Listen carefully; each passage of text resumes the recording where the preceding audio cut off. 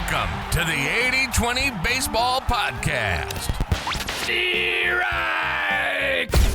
The 80-20 Coaching Masterclass, our weekly get-together where coaches go from new to good and good to great. Mastering the fundamentals and the art of coaching.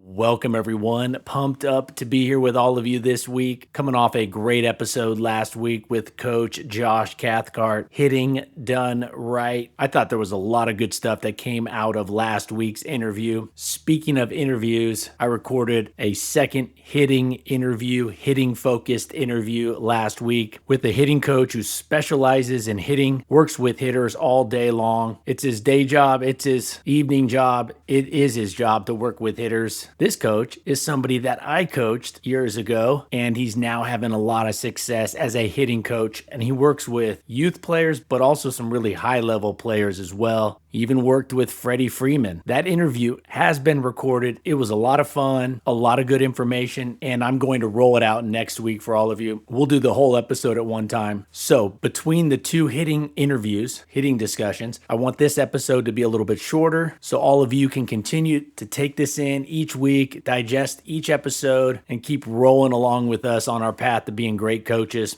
The WBC, World Baseball Classic. 20 years ago when they rolled out the WBC, there were a lot of questions as to was it going to be successful. Having it before the season when players weren't fully ready to perform at their best or at least in their full capacity. There were a lot of questions when the WBC, the World Baseball Classic, rolled out 20 years ago, but I know a lot of you are watching that now. In fact, this episode will come out the Tuesday that the championship game will be played. The USA has already secured their place in the championship game, and they will play either Venezuela or Italy. I love me some Italian food, and some of my best friends when I was playing professional baseball were Venezuelans. Eddie Mujica, who played in the big leagues for the Padres, the Red Sox. In fact, when the Red Sox or the Padres would come into town, into LA, I'd go to the games. One time I went down during the game and talked to him. Of course, the game's going on. He was a bullpen pitcher for the Padres at Dodger Stadium. He's such a cool dude. He just came over and talk during the game, which is not typical. Professional players typically don't talk to people, even family or friends, during the game. So Eddie, some of you might remember him. He was a relief pitcher, like I said. One time I was in the outfield with Eddie. This was in the minor leagues, batting practice, pregame, and there Eddie was laying down between batting practice groups, got his feet crossed, laying down, taking in the sun. I said, "Eddie, what's going on?" He said, "I'm tired." I said, "What's got you tired?" He said, "Bo, I watched Shrek 3 times last night, 3 times. I said, "You watched Shrek 3 times last night?" He said, "Yeah. I lay there with the popcorn on my belly and I just eat the popcorn. I watched Shrek 3 times. 2 times English, 1 time Spanish."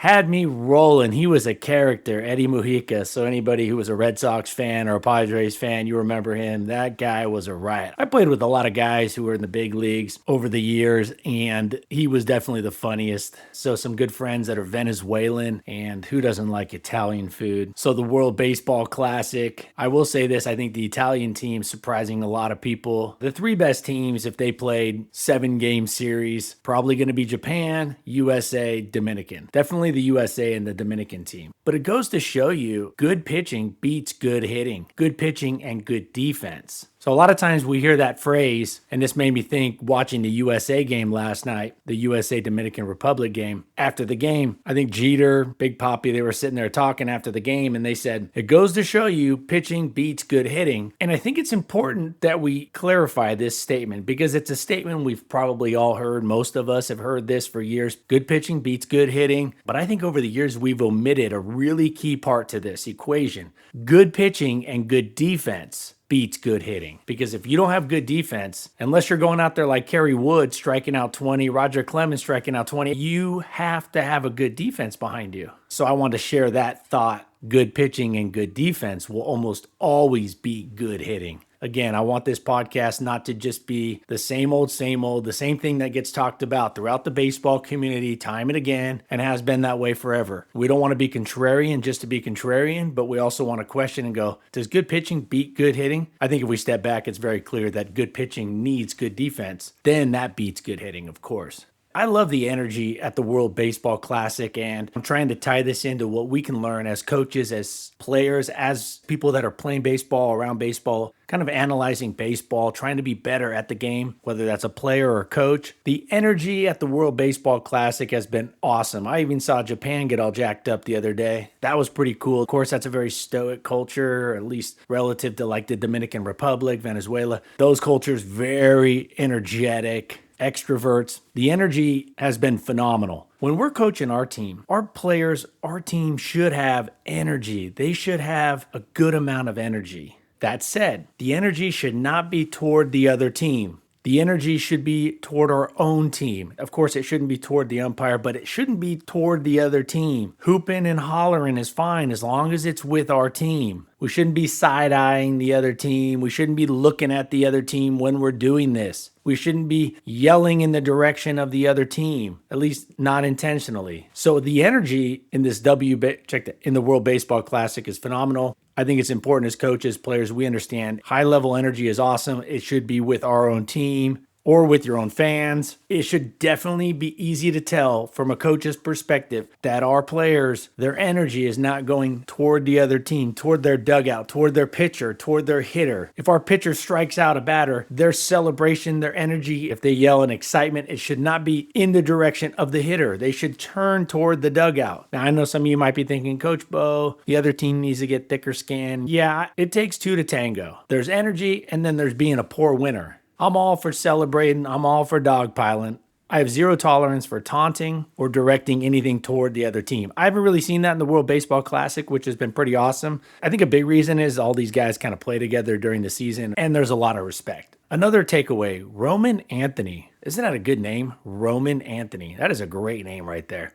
I don't know much about this kid. I've heard a little bit, but I thought, geez, what's he doing on the World Baseball Classic team for the U.S.? Surrounded by all-stars, surrounded by future Hall of Famers. He's 21 years old. Well, doing some digging and then watching him play, a couple things stood out about Roman Anthony. Sweet swinging left-handed hitter, 21 years old, plays for the Red Sox. Signed a, I want to say 8-year, $130 million contract. And I think I read that with incentives, it could be up to $200+ million. It's a guy who's played like 70 games in the major leagues in his career. Well, what is it that stands out? Well, one, he looks very confident. He is not going up there afraid to strike out. He's walking up there very confident. He has a look in his eyes like he's expecting to get a hit, not, I hope I get a hit. So when our players are going up there, we want to have them walk to the plate, not arrogant and cocky, but with a look of, I'm expecting to get a hit. They should have the belief that they're expecting to get a hit, not, I hope I don't strike out, or I hope I get a hit. No, I expect to go up there and get a hit. I expect to go up there, and if he doesn't give me a pitch, I'm going to take that walk confidently. And another thing that stood out, Roman Anthony, they were talking about Roman Anthony, this young star. His swing is really good. And if you watch it, his bat-to-ball skills, meaning the percentage of pitches he can make contact with or square up, the variety, the range that he can do that, pitches up, pitches down, off the plate away, inside. I'll tell you what, I don't know if there's a guy in the major leagues that gets to more pitches than he does. Now, of course, this isn't all line drives coming off his bat. He's fouling off some of these. Of course, he's hitting line drives and squaring up balls. But and we talked about this in the swing in our 5 phases of hitting series, his swing is so efficient and concise. There's zero wasted movement. That allows him to get to a wider variety of pitches. There's just zero wasted movement on his swing. Super impressive. And the range that he covers while swinging fairly hard, not that protect me, just kind of poke it type of swing, but really taking a decent hack, the range of pitches that he can get the bat to and at least get a piece of. I haven't seen an extended amount of him, but the initial sample I've seen, wow, he may be the best in the big leagues at it. We'll see. It'll be interesting to see over a larger sample size. Something leads me to believe that he was taking a lot of swings, and kids just really need to get a lot of swings in. I know it's not always possible, but the offseason, getting to the batting cage, that's so important in the offseason, just getting those reps in. Now, the announcers talked about his swing being really good, but there was a second part they added, and that was his approach. They said what makes him elite, what takes him from a good player to an elite hitter at that level is his approach, his plate discipline, his pitch selection. And that's what moves them into elite status. The only way you can move from good to great to elite hitter, regardless if you have the best swing on, regardless if you have an elite swing, is pitch selection. Swinging at the right pitches, especially with less than 2 strikes. That's what really elevates him up. Now, I will say this. With 2 strikes, he went down looking on a pitch that was too close.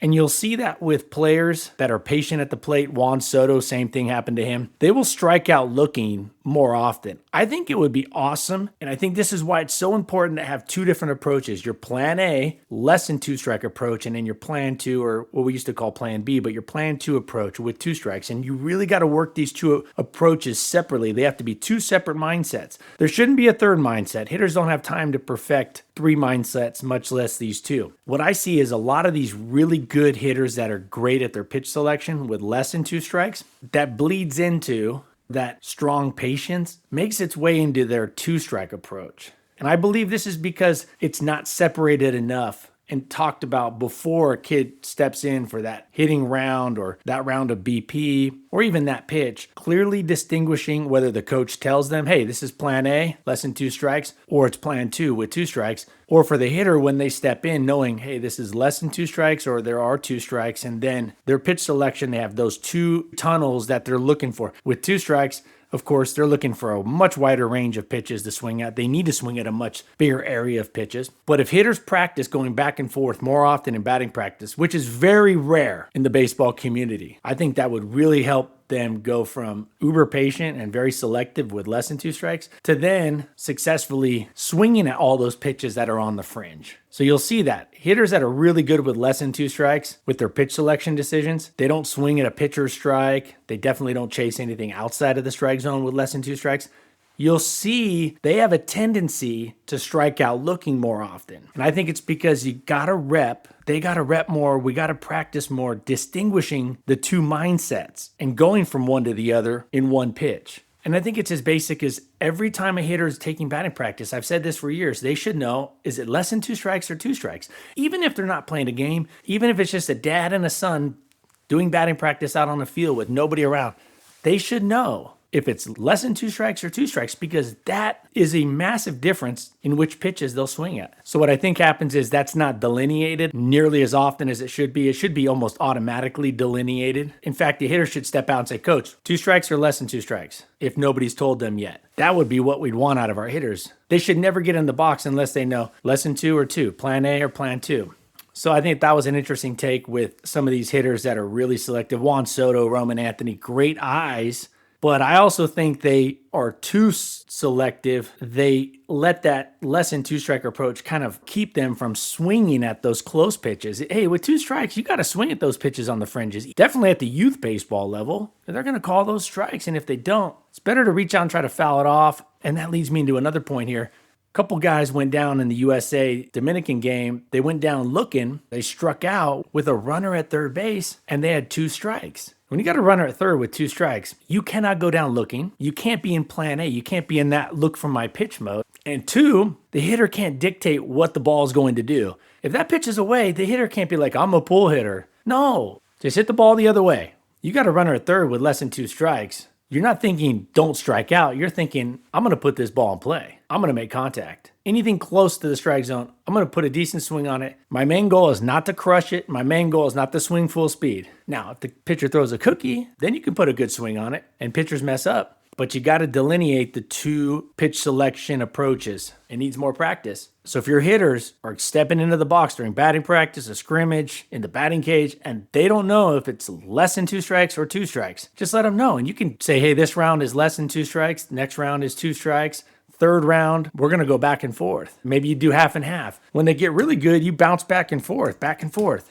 I wouldn't do that for a while, but that's something that hitters should get to, where they can just go one pitch to the other back and forth and quickly, in their mind, jump from one to the other and successfully swing at the right pitches and successfully take the pitcher's pitches or pitches that they shouldn't swing at. All right. Now, before I get to my last takeaway from the World Baseball Classic, something that we can learn from, I want to give a shout out to one of our longtime listeners and his son. We've been in contact over the years, Coach Jay, and I want to give a shout out to his son, Seth. They listen to this podcast. Seth is a freshman in high school now, and he hit his first high school home run for the JV team, and he's playing first base. So a big shout out to Seth. Congrats on that. Keep putting in that work. And I'm happy that this podcast and 80/20 Baseball could help be a part of that. Pumps me up. So Coach Jay, Seth, I know you've been with 80/20 Baseball for a long time. Big shout out. Congrats on that. Now, speaking of success, Aaron Judge has made some phenomenal plays in the outfield, throwing runners out. Manny Machado, talked about this last week a little bit, has made some phenomenal defensive plays. Bobby Witt Jr. in the World Baseball Classic has made some phenomenal defensive plays. Now, here's the thing. All these plays, all these top plays defensively, all these super difficult plays, and even sometimes just the semi-difficult plays. If I went out and watched your practice, if I went out and watched practices across the country at every level, high school, college, pro, and definitely the youth baseball level, would I see your players making throws like that in their throwing routine, in their throwing program? Bobby Witt Jr.'s made highlight reel after highlight reel. Manny Machado, Aaron Judge. Here's the thing. None of those defensive plays involved them catching the ball from their teammate, taking a second or two, setting their feet, then shuffling their feet, and then making a throw. Most throwing routines and throwing programs, there's no urgency in the throw. In a game, there of course is urgency. It's called a base runner. Throwing routines primarily focus on accuracy. Most throwing programs, pretty much every program I've seen over the last 20 years, outside of the 80/20 baseball throwing program, outside of just a few rare occasions, it's catch, set, step and throw, shuffle and throw. There's no urgency to it. There's no speed component. It's all accuracy. Think about this. It's accuracy in a quick, short amount of time. That base runner's moving. So if I were to come out to your practice, watch your throwing routine, your throwing program with your players, are they repping throws? Once the players' arms are warmed up, they should be fully warmed up before doing like game-like speed throws, of course. But once they're warmed up, are they getting challenged? It's built into the 80/20 baseball throwing program. It's built into it. Competitive throws. Baseball is not played in slow-mo or casual, or even the throws are not made on the thrower's time schedule. The fielder doesn't get to determine how much time they get to throw the ball. The base runner does. The situation does. And we wonder why our players don't make great throws under pressure. It's because their whole throwing program or throwing routine and many of our drills, most of our drills, there's no pressure on them. There's some simple ways to do this that are super effective and fun for the players. It should be done at every single practice. And not only that, when I watch Aaron Judge or Manny Machado or Bobby Witt make these plays, these are not your just routine throws where they're just stepping at their partner and throwing the ball. They're just stepping at the first baseman. They're just stepping and doing a normal routine shuffle. Bobby Witt Jr. is diving and popping up. There's no shuffle. He's popping up, almost doing like a full burpee, popping up and throwing it. Manny Machado, he got his feet looking like a pretzel, throwing low 3/4 arm slot on the run away from his target. Aaron Judge is coming up and scooping the ball on the run, bending down, scooping the ball. So he's got to make sure he gets down all the way, cleanly fields that ball, then comes up and makes the throw. He's not just catching the ball, taking his time, setting his feet, and then doing a regular shuffle, which is what most throwing routines and throwing programs do. That's all I ever saw playing. And I played for some high-level programs, high-level coaches. That's all they did. Once the player's arm is warmed up, at least half of the throws should be fast, quick, variety, different positions, different movements, different setups, coming out of different positions, just like the game. We wonder why the kids don't transfer their great practices over to the game, because the practices don't match the game. I don't think kids would fold up like a cheap beach chair as often in a game if we prepared them better in practice. Make the game easier than practice by making practice harder than the game, or at least parts of practice, or at least a decent chunk of practice. We don't want pure failure in practice. There's a component of confidence there too, but I'm watching these players make these phenomenal plays on defense, and I'm like, none of those look like your typical throwing routine, throwing program, throwing progression that you see out at the beginning of practice, or even like your typical drill. Casually field the ball, triple shuffle, triple pump. No, you don't have time for that, right? All right, we're going to finish with this, and this comes from, speaking of listeners, like Seth and Coach Jay. This comes from a listener, and I don't like to say names unless they say it's cool. So this listener actually added a comment to a podcast episode a while back. When I talked about Lanny Bassham, the great mental game coach, I shared out his 3 post-game, post-practice questions that he recommends we ask our players, or for parents asking our kids after each game.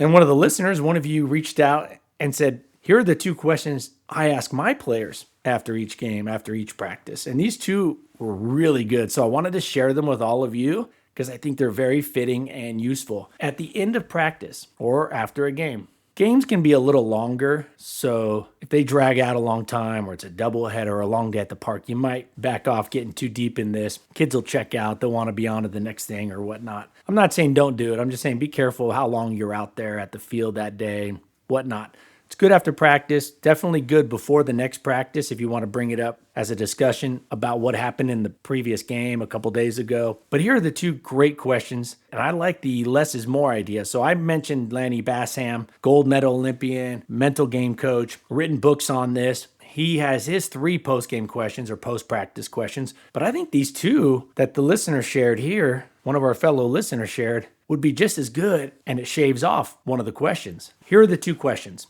What did you improve today? What did you improve upon today? And question number 2, what was one thing you observed a teammate doing exceptionally well today? Man, I love it because number 1, the first question, it focuses on improvement. It focuses on growth. Love that. And number 2, it gets our players looking for the good that their teammates are doing. And if we get them observing their teammates doing exceptionally well, they're going to start looking for that. They're going to start complimenting it more. They're going to start noticing these things more. And I'll tell you what, only good things can come from that. So, what did you improve upon today? And what was one thing you observed a teammate doing exceptionally well today? Love it. All right, next week, we're going to have a great hitting interview, a coach that works with 12U, 13U, 14Us, but does a ton of training with elite high school, college, and pro players. Even coached Freddie Freeman. We're going to talk about how to be a better hitter next week. And our spring coaching promo, the coaching plan, promo code GREATCOACHING, all one word, Great Coaching. Use that to get the discount. The coaching plan will not be on sale again because I feel like at full price, it's already a stellar deal. It's going to get your players better, faster, your team better, faster. It's going to save you a ton of time. You don't have to go looking around, digging around. You're going to get elite, top-notch drills, top-notch routines, things you can't even find other places, and it's all in one place. And again, I mentioned this a while back. I saw, just the other day again, I saw a book on youth hitting, a book for youth hitting that costs more than the entire coaching plan at 8020baseball.com. And that's at regular price. And right now, use the promo code GREATCOACHING and you get the discount on that. The discount ends at the end of March and it won't be around for at least 6 months. So Great Coaching, go to 8020baseball.com. You can have access in minutes. And I even added a few things recently, added some video clips that tie in some of the learning points from the World Baseball Classic. So it just keeps getting better. Keep adding to that.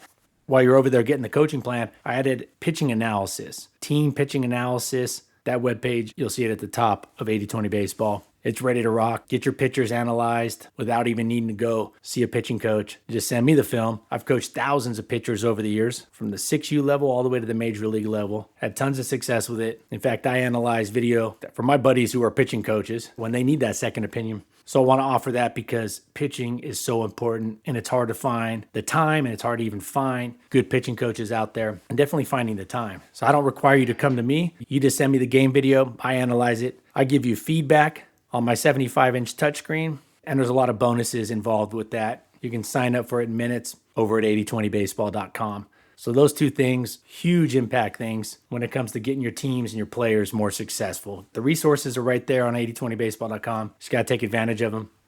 All right, everybody. Until next week, let's keep taking care of our health so we can be at our best for our families, our close friends, our players. Let's take this information. Let's put it into play. Let's do something with it. Love being here with all of you each week. That said, y'all take care. Until next week, adios.